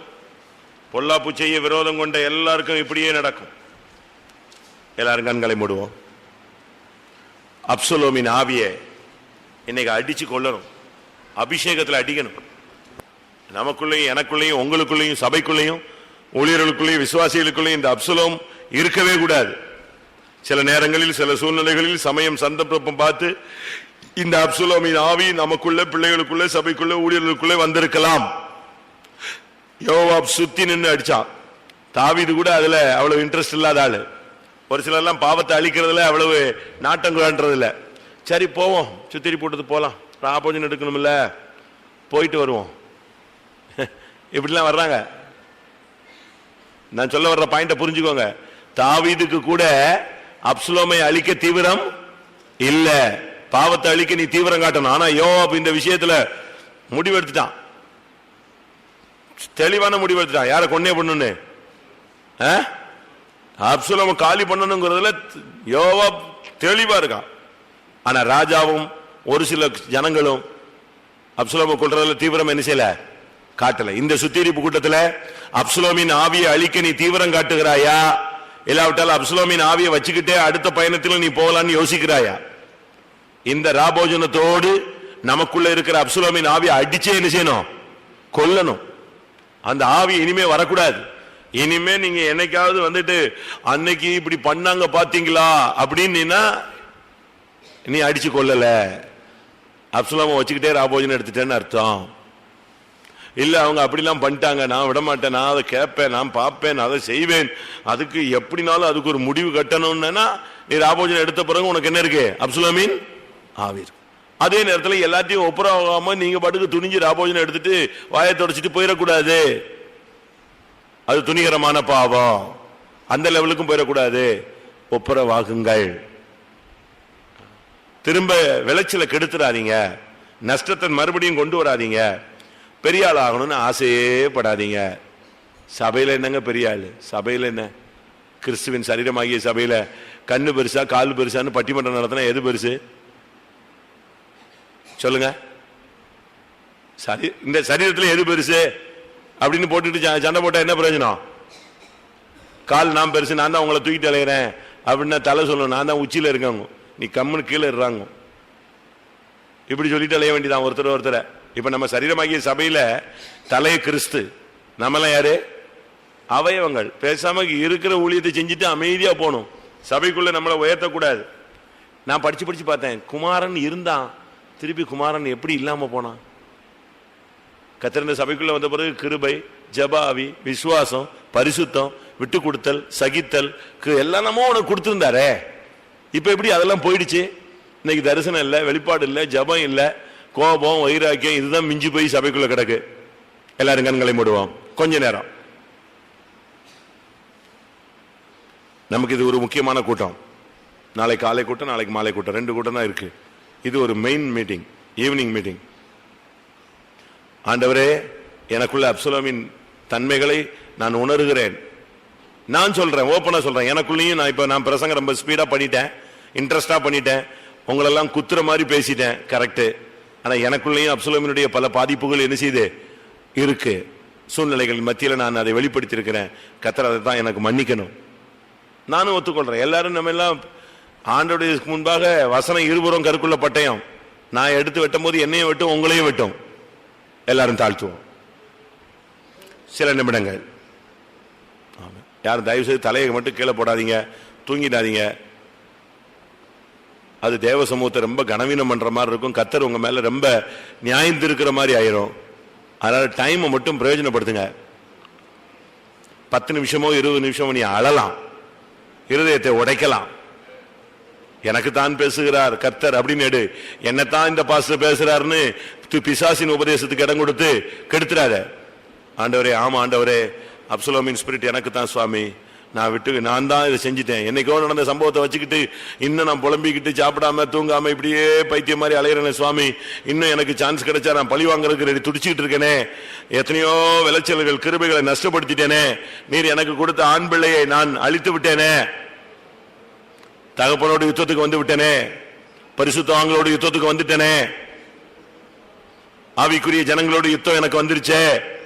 என்ன மன்னியும் ஆண்டவரே. துணிகரங்களும் பாதகங்களும் எனக்குள் பெருகிவிட்டதே. கர்த்தாவே, என்னை மன்னியும். ஆமென். சத்தத்தை உயர்த்துவோம், அபயமிடுவோம், கூக்குரலிடுவோம். நம்முடைய சத்தம் பரலோகத்தில் எட்டட்டும். ஆமென். இந்த கூட்டம் முடிகிறதுக்குள்ளே உங்களுக்குள்ளும் எனக்குள்ளும் சபைக்குள்ளும் போராடுகிற அப்சலோமின் ஆவி அடிபட்டே சாக வேண்டும். நீ அறிக்கை செய்ய செய்ய ஒரு கல் எரியும். அந்த கல் அப்சலோமை அழித்து விடும். தேவ சமூகத்தில் வேதவசனத்தின் வெளிச்சத்தில் நான் என்னை நிறுத்தி நோக்கின பொழுது எனக்குள் அப்சலோமினுடைய தாக்கம், வல்லமையினுடைய போராட்டம் எனக்கு பல நேரங்களில் வந்தது என்பதை உணர்கிறேன். இன்றைக்கு இந்த கூட்டத்தில் பரிசுத்த ஆவியானவர் எனக்குள்ள இருக்கிற அப்சலோமை அன்றைக்கு யோவாப் மூலமாக அன்றைக்கு அழித்தது போல எனக்குள்ள ஆவியானவர் இன்றைக்கு அழிக்க வேண்டும் என்று விரும்புகிறவர்கள் எழும்பி அறிக்கையிடலாம். அறிக்கைக்கு பிறகு கொஞ்ச நேரம் டைம் ஆகும். தயவு செய்து இருந்து ஒரு விடுதலையோடு நீங்கள் திரும்பி செல்லுங்கள். அபிஷேகம் இறங்கிச்சுன்னா 2 நிமிஷம் தான். அது இறங்குற வரைக்கும் நீங்க மன்றாடி போராடி இருந்தோம். எனக்குள், உங்களுக்குள், சபைக்குள் இருக்கிற இந்த ஸ்பிரிட் இன்னைக்கு அழிஞ்சே போகணும். அது அபிஷேகத்தினால் மாத்திரமே முடியும். தாவீதினால் அது முடியவில்லை. தாவீதின் சேவகரில் பாதி பேருக்கு அது முடியவில்லை. ஆனா யோவாவுக்கும் அவனோடு இருந்த 10 பேருக்கும் அது முடிந்தது. இந்த கூட்டத்தில் யோவாப் ஆவியானவர் வருவார். ஆமென்.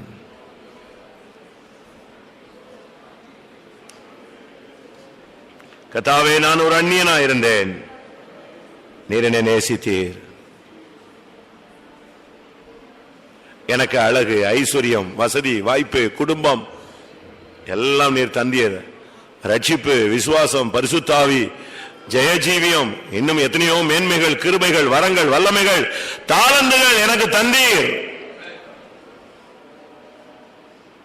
நானோ சில சம்பவங்களை மறக்க முடியாமல் சில சூழ்நிலைகளில் தள்ளப்பட்டு மறுபடியும் நான் ஜென்ம சுபாவத்துக்கு போய்விட்டேன். எனக்கு கொடுக்கப்பட்ட ஆண் பிள்ளைகள், ஆண் குமாரர்கள், ஜெயஜீவியத்தை நான் நஷ்டப்படுத்தி விட்டேன். என்னை மன்னியும் ஆண்டவரே.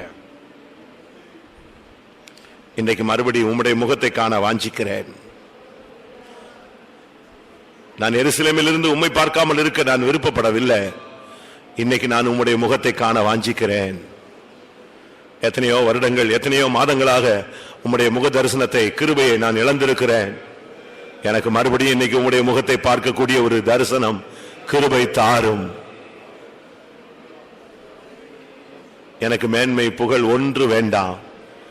எல்லா மகிமையும் உமக்கு செலுத்துகிறேன் கர்த்தாவே. எந்த மனுஷனை நான் பிரியப்படுத்த விரும்பல, உம்மை மாத்திரம் பிரியப்படுத்த விரும்புகிறேன். அப்சலோமை அழிக்க விரும்புகிறவர்களுக்கு ஒரு சரியான வாய்ப்பு. அவன் கர்வாலி மலையில், கர்வாலி மரத்தில் தொங்கிக் கொண்டிருக்கிறான். நீ அறிக்கை செய்யும் பொழுது உனக்குள்ள இருக்கிற அப்சலோம் உயர தூக்கப்பட்டு விட்டான். அறிக்கை முடிஞ்சவனே அபிஷேகத்துக்கு இடம் கொடுத்தால் அப்சலோம் செத்தே போவான். நீ அறிக்கை செஞ்சுக்கிட்டு இருக்கும் போதே கர்த்தர் அவனை மரத்துல தூக்கிடுவார். அந்த அப்சலோமின் ஆவிதான் உன் குடும்பத்தை நஷ்டப்படுத்திக் கொண்டிருக்கிறது.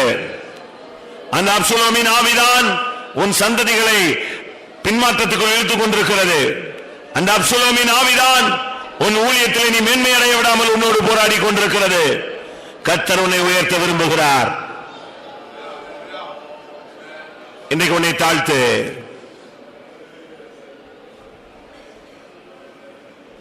யோவாப் சொன்னான், நான் உங்களோடு பேசிக்கொண்டு நேரத்தை கடத்த மாட்டேன், இப்பொழுதே போய் அவனை கொன்று போடுவேன் சொன்னான். டைமை வேஸ்ட் பண்ணாதீங்க. இப்பொழுதே அப்சலோமை அழிக்க இறங்கி வாருங்கள். உன்னை துரத்தின வல்லமை இன்றைக்கு அழிக்கப்பட போகிறது. உன்னுடைய சிங்காசனத்திலிருந்து உன்னை வெளியே துரத்தின ஆவியை கர்த்தர் அழிக்கப் போகிறார். உன் ஸ்தானத்தை விட்டு உன்னை துரத்தின ஆவியை கர்த்தர் அழிக்கப் போகிறார்.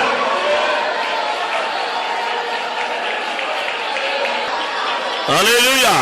எதையும் சிந்திக்காதீங்க, ஆவியானவருக்கு மாத்திரம் இடம் கொடுங்க. அவர் நிச்சயமாய் உன்னோடு, உன் தொழிலோடு, உன் குடும்பத்தோடு, ஊழியத்தோடு, ஜீவியத்தோடு, பரிசுத்தத்தோடு, விசுவாசத்தோடு போராடின ஆவியை முடிவுக்கு கொண்டு வருவார். அவர் சீயோனுக்காக, எருசலேமுக்காக கடும் உக்கிரமான வைராக்கியம் கொண்ட தேவன். உன்னுடைய பரிசுத்தம் அவருக்கு முக்கியம். ஆமென். நீ அவருக்கு முக்கியம். உன்னுடைய ஊழியம் அவருக்கு முக்கியம். உன்னை மேன்மைப்படுத்துவது அவருக்கு முக்கியம். உன்னை சிங்காசனத்தில் உட்கார வைப்பது தேவனுக்கு முக்கியம். அதுக்கு விரோதமான ஆவியை கர்த்தரை அழிக்கப் போகிறார்.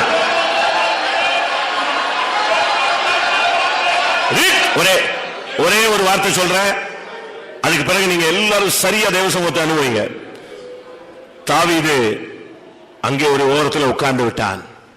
யுத்தம் காட்டில் நடந்தது. தாவீது யுத்தத்துக்கே வரல, ஆனா அவனுடைய பகையாளியை கர்த்தர் கொன்று போட்டார்.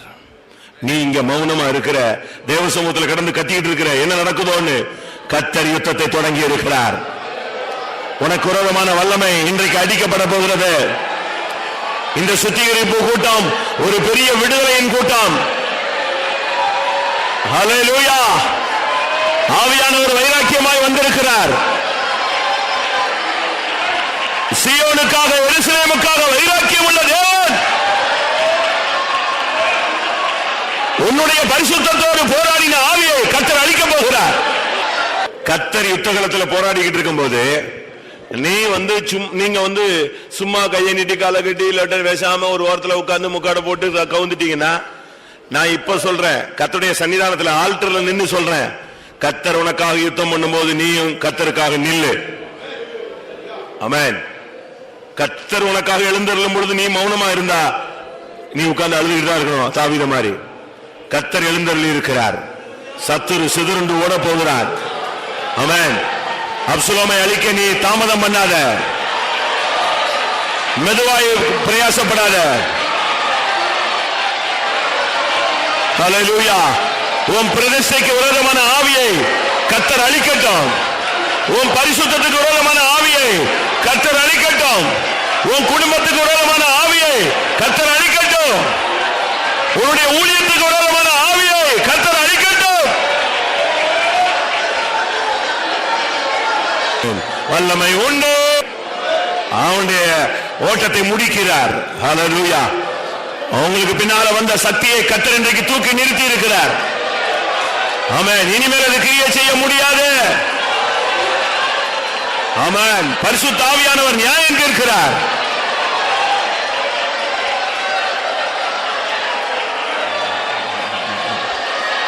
விக்கரவாலவ ஷடமாங்கரே ஹனியாரா காராபாலா.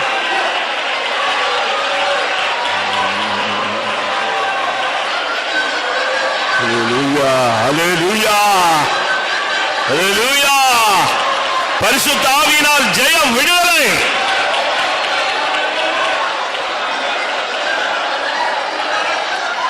ஆமென். நன்றாக புரிந்து கொள்ளுங்கள். இந்த தாக்குதல் தான் நம்ம சரீரத்துல தான் தங்கி இருக்கு. கையில, காலில, கண்கள்ல, எண்ணங்களில, சிந்தைகளில, இருதயத்துல. இது அதனால தான் ஆவியானவர் இந்த சரீரத்துக்குள்ள வர அனுமதிக்கிறோம். இது வரும் பொழுது இந்த செய்கைகள் எல்லாம் அப்சலோமின் செய்கைகள் முற்றிலும் சாம்பலாயிடும். அதனால தான் நான் உங்களை அபிஷேகத்தில் நிரம்பர சொல்றதுக்கு ட்ரை பண்றது காரணம் இதுதான். உங்களுக்கு ஒரு விடுதலை கிடைச்சிடும். நீங்க இனிமே அப்சலோமின் சிந்தை கூட உங்களுக்குள்ள வராது. அந்த அளவு கர்த்தர் அபிஷேகத்தை இறக்க வாஞ்சிக்கிறார். அப்படிப்பட்ட அபிஷேகம் எத்தனை பேருக்கு தேவை? ஆமென். எத்தனை பேருக்கு தேவை? ஆண்டவரே, அப்சலோமின் வல்லமையை அழிக்கக்கூடிய ஒரு அபிஷேகம் என் மாம்ச சரீரத்துல, என் ஆத்மாவில, என் ஆவியில, என் சரீரத்துல இறங்கட்டும். ஒரு நிமிஷம் இறங்கினா போதும். ஹல்லேலூயா. ஆமென். ஒரு நொடியில கர்த்தர் உன்னை வல்லமையினால் முடி சூட்டுவார்.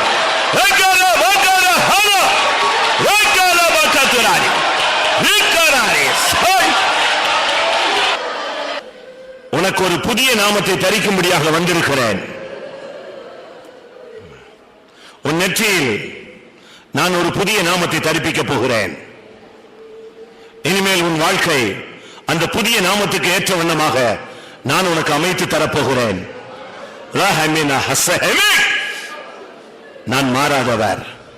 நான் இந்த மாலை வேளையில் நான் அதை உனக்கு வாக்கு பண்ணுகிறேன். என் புதிய நாமத்தை நான் உனக்குள் தரித்து என் புதிய பாதையில் நான் உன்னை கொண்டு செல்லு. ஷிதபாலா கத்துடபா கரபானியா. ஆமென். என் புதிய பாதை உனக்கு ஆச்சரியமாயிருக்கும். உன் புத்தி கேட்டாததாயிருக்கும். உன்னுடைய கிரகை நீ கிரகிக்க கூடாததா இருக்கும். நான் அதை செய்வேன். அதை தீவிரமாய் செய்வேன்.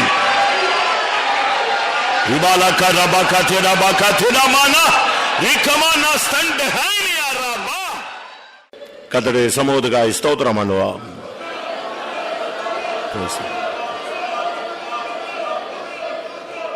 இந்த கூட்டத்தில் வந்து நம்மை சீர்படுத்திக் கொண்டு தேவனுடைய முகத்தை ஒரு விசை திரும்பி பார்த்து அவரோட முத்தமிட ஒரு வாய்ப்பை நமக்கு தேவன் தந்தபடினால் ஸ்தோத்திரம் பண்ணுவோம். Praise the Lord, praise the Lord, praise the Lord, praise the Lord, praise the Lord, praise the Lord. இந்த சுத்திரி கூட்டத்திலும் கர்த்தர் நம்மை பரிசுத்தமாக்கி கொண்டிருந்தபடினால் ஸ்தோத்திரம் பண்ணுவோம். நாளை காலை நாளை மாலை உள்ள கூட்டங்களை கர்த்தர் பொறுப்படுக்கும்படியாய் ஸ்தோத்திரம் பண்ணுவோம். தடைப்பட்ட தேவனுடைய பிள்ளைகள் எல்லாரையும் கொண்டு வந்து பரிசுத்த ஸ்தலத்துக்கு ஏற்ற சுத்தாங்கத்துக்குள்ளே கர்த்தர் வழி நடத்தும்படியாய் ஸ்தோத்திரம் பண்ணுவோம். எல்லா மகிமையும் அவருக்கே செலுத்தி ஸ்தோத்திரம் பண்ணுவோம்.